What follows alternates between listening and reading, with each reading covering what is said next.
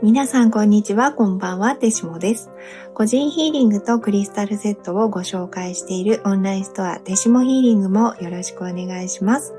今回の主役はこのロードナイトというクリスタルです。2回連続ハートチャクラに対応するクリスタルになっちゃうんですけど、他のハートの石と全く違うタイプの石なんです。最近かなりファンタジーな展開のお話をしてきましたが、それとは真逆で、一言で言うと、現実的かつ具体的な、擬人化するとしたらほとんど日本語を話せるしっかりした大人と話しているような感覚になる面白いクリスタルです。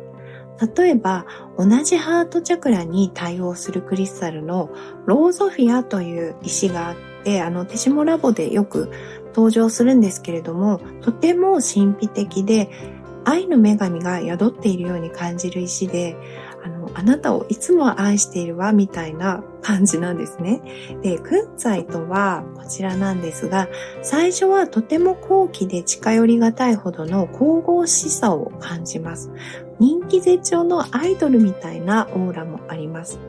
で、ローズクォーツは愛をみずみずしい波動で体験させてくれるような、意外とダイナミックな、ちょっと男っぽさも感じる石です。でもロードナイトは大人の人間みたいな感じで、喋るとしたら、はい、こんにちは。それでは始めさせていただきますね。みたいな、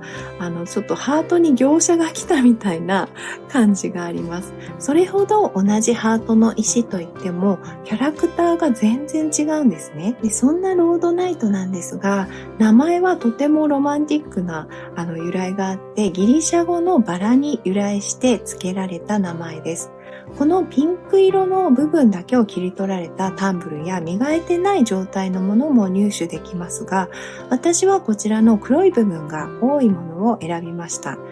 これは本当に好みなんですが、今までいろんなクリスタルを扱ってみて、共生鉱物や他の色の層が混ざっていると、それがヒーリングに良い影響をもたらしてくれる気がするんですね。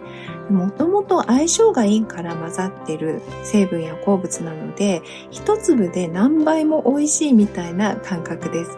この黒い部分は二酸化マンガンなんですが、ロードナイトのヒーリング効果を肉体にも精神にも具体的に感じられるのは黒いマンガンのグラウンディング効果なんじゃないかなと感じています。黒い部分がなくてもマンガンは含まれていますし、アメリカ・インディアンの儀式でも地球と人間の間のエネルギーの流れを本来あるべき姿に戻すグラウンディングの働きを期待して使われるそうなので、黒い層があってもなくてももともとグラウンディング効果は高い石だと思います。ちなみにこのピンクの部分だけの透明度の高い宝石質のものも稀に産出されていて、インペリアルロードナイトと呼ばれているそうですが、それもいつか手に入ったらヒーリングを行ってみたいです。皆さんがご自身でヒーリングクリスタルを選ぶときも、他の鉱物や黒い部分が混じっているからダメということではなく、自分でいい感じだな、色が綺麗だな、ピンクだけの方が好きだなとか、もしくは黒い部分が混ざっている方が見ていて落ち着くなど、鉱物的な価値にとらわれすぎず直感で選んでみるといいと思います。この石はとっても起動するのが早くて、ハートに石を当てて瞑想を始めてすぐに自分の声で助けてっていうちょっと嘘っぽいテンションの声が出てきたんです。もうこの時点でうわベタだな、これ絶対私の頭で作ってる声でしょと思って戸惑ったんですが、本当にわかりやすく助けてってハートから自分の声で言われてる感覚があって、一応受け止めてみたんですね。でもいろんな悩みはありますけど、わざわざ助けてっていうほどのことは怒ってないはずだし、対処できていると思ってたら、急に今度は自分の頭の中で解説が始まって、今、助けてって言ってるのを、あなた信じなかったでしょ？本当は助けてって思ってることもあるし、焦ってることもあるのに、このくらいで助けてって思うなんて怠けてるとか、他の人はもっと頑張ってるから、このくらいでは言えないって思って、助けてっていう声を否定したでしょって、言われたんです。で、言われたっていうのは声が耳に聞こえてくるわけではないので、誰に言われたのかわからないんですけど、ロードナイトが伝えてくれたというよりも、ロードナイトが触媒となってハイヤーセルフに話しかけられているような感覚でした。しかもその内容はもうおっしゃる通りですという感じで、私はいつも自分が感じることを否定から入ってしまうところがあって、こうしてスピリチュアルな直感的なお話をするときも、どうもスピリチュアルな世界と縁がなかった頃の自分が出てしまって、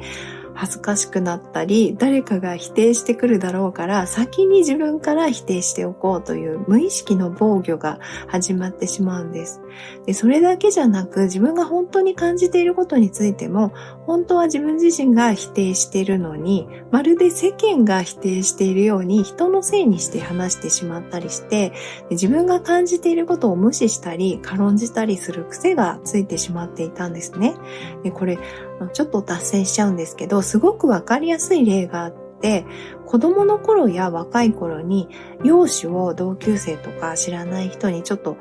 悪く言われたりすることがあったんですけど、そういうのってずっと覚えてて、まるで何度も言われたように感じちゃうんですよね。で、それでひどいことを言われたっていうことを自虐的に話したり、自分の中で何度も思い出したりしちゃうんですけど、実際は1回か2回言われただけなんです。で、自分が思い出している回数や言ってる回数は数十回以上あるので、トータルで自分が一番自分のことを悪く言ってるんです。で、そのことに気づいた時に衝撃を受けて、それからはできるだけエピソードトークとしても自分で自虐みたいに言わないようにして、むしろ今までひどいことを言って本当にごめんねとたくさん謝りました。で、そしたら顔つきも穏やかになってきて、最近では自分の容姿について嫌だと思うことがなくなって、もともと好きだったメイクももっと好きになって楽しめるようになってきました。でも自分の内面についてはまだそれができていなかったんですね。で、そのことを私の思考にとってもわかりやすく伝えてくれたんです。いつも自分の気持ちや感覚を否定したり、無視したりしてますよと、ハートが気づいてほしいこととして教えてくれたんです。で、最初の助けてっていう声を否定しながら感じている間、喘息が少し起こって喉がヒューヒューなってたんですが、ハートが気づいてほしいことを言ってきてると理解しただけで、ピタッと喘息が止まったのもすごく不思議でした。こんな風にヒーリング中や後に体の不快な症状が出る方は、魂が気づいてほしい、目を向けてほしいことを提示している可能性があるので、そう思って意識して観察してみるといいと思います。で、これはちょっと認めるのが難しいかもしれないんですが、その体の不快な症状はあなた様にとってメリットである可能性があるんです。そういう視点からもちょっと見てみるといいと思います。もちろん不快で受けたくないと思ったら無理せず動画を終了してください。本当にこの動画は自由に使っていただいて大丈夫なので、ご自分の感覚で自分のペースで受けてみてください。で、ちょっと話を戻しますと、ロードナイトの波動はルートチャクラやハートチャクラに反応していても、上に上がって脳や直感とつながっている感覚があります。ハートのメッセージや伝えたいこと、感じていることを理性的に理解させてくれるクリスタルです。自分を理解することで自分への信頼を取り戻して、過去の傷や自分を責めていたこと、不必要に他人のせいにしていたことが浮かび上がって、それを分かりやすく紐解いていくことで、一回り大きな自分の器ができるという感じです。ちなみにこのことについてジュディ・ホール氏の著書クリスタルバイブルの中に分かりやすい一文を見つけました。これがロードナイトのページなんですけど、意図的でない自己愛と許しを促す力があり、本当は自分自身の内部にあるものをパートナーのせいにする考えを撤回するのを助けますとあります。また、いつ発生したかによらず、過去の心の傷や長期的な痛みに有用で、その感情を持ち出して変化させるという記述もあります。どの書籍にもロードナイトについて許しというキーワードが出てくるんですが、本当は許してないのに許してると言ったり、許そうと頑張るのではなく、全く違うアプローチで納得できる許しが起こる。それを助けてくれる石だと思います。また、ロードナイトのヒーリング効果として、割とすぐに現実に投影されて、人に対して親しみが湧くようなことが起きたり、すぐに心が軽くなったりする点が挙げられます。そんな風に反応が早いので、パニックや情緒的なショックを和らげる応急手当をする石としても有用です。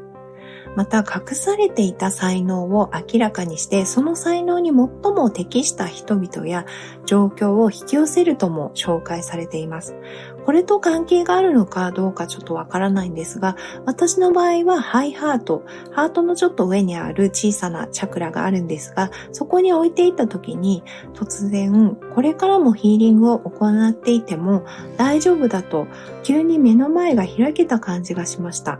急に青い光がドバッとハイハートから出てきて、やりたいことをやりたい方法でやっていてもいいというふうに自分に許可できた感覚があり、とても気持ちが楽になりました。そして私はこのヒーリングクリスタルたちを紹介するときに、今のやり方でいいのかな、石たちの優しさやユーモアを伝える方法がもっとあるはずなのに、それをどうやったら表現できるのかなっていうことをヒーリングの直後から考え始めました。で、このチャンネルを始めてから、石に対して、あとヒーリングに対しても恐れを抱いている方もいらっしゃることを知って、石たちは性格や性質、見た目もいろいろですが、こんなに面白くて優しくて賢いのになんでだろうと思ったんです。で、そこでネットにあふれるいろんなパワーストーンの話を見て、今までスピリチュアルなクリスタルの業界で何々したらいけません。浄化は必ずこの方法で、こうやって使うべきです。ブレスレットの糸が切れたら怖いことが起こるみたいなことがちょっと過度に言われすぎてたんじゃないかなと思いました。で、もちろん昔は今みたいに意識がスピリチュアルに開かれている人が少なくて、教える立場の人に頼るしかなかった状況もあるので仕方なかったのかもしれません。あとは例えば霊視ができる方、鉱物学的な視点から見ている方など、いろんな視点から見ている方が、語っているので、どれも間違いではないと思いますし、そもそも、クリスタルヒーリングの新人の私が、語れることでもないんですけれども、全員がそれぞれベストを尽くしていて、そのような状況になっていたんだと思います。でもそれが続いてきたからこそ、自分の感覚で石を大切に扱って使うという部分が失われていたのかなと思いました。だからこのチャンネルではもっと石たちは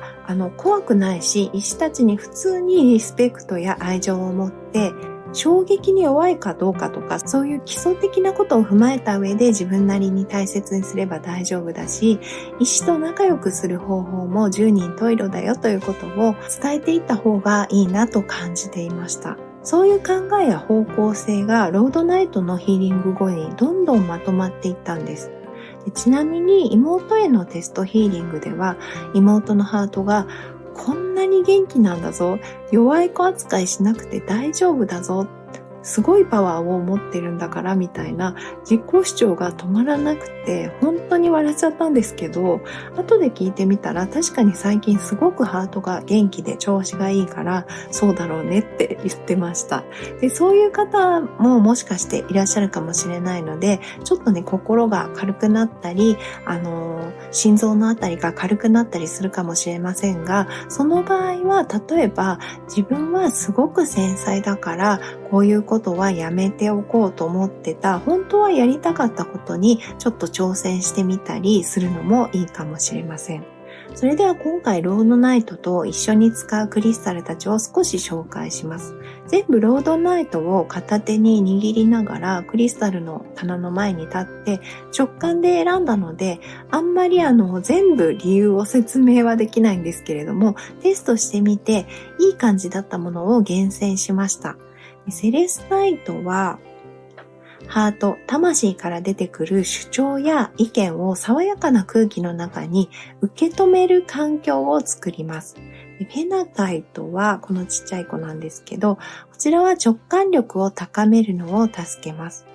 チューライトはロードナイトと同じようにとても現実的な方法で周囲や他者への愛や親しみを感じさせてくれる石です。他にはブラックアゼツライト、ガーネット、チベタンブラッククォーツ、ハーティナイト、ミスティックマーリナイト、ダンビュライト、それからオーラライト23を使う予定です。もしかしたらローズクォーツもちょっと使うかもしれません。ヒーリングは1回でも十分な効果がありますが、繰り返すことでさらに波動が定着し、変化が促されます。7日間もしくは21日間連続で受けていただくのもおすすめです。動画は流すだけで効果が得られるものになっていますので、流しながら他のことをしていても眠っていても大丈夫ですし、瞑想やヨガなどの BGM としてもおすすめです。リラックスして再生してください。いつも自由にヒーリングができる温かい環境を作ってくださりありがとうございます。あなた様がとても辛いと感じている時にこのヒーリングを受けてくださっているとしても、ヒーラーである私にとってはヒーリングを行うことが癒しになっていますので、安心して再生してみてください。高評価、チャンネル登録、コメントもとても励みになっております。ありがとうございます。動画の最後にカード3択を用意していますので、ぜひそちらもご覧ください。それではあなた様のヒーリングを始めます。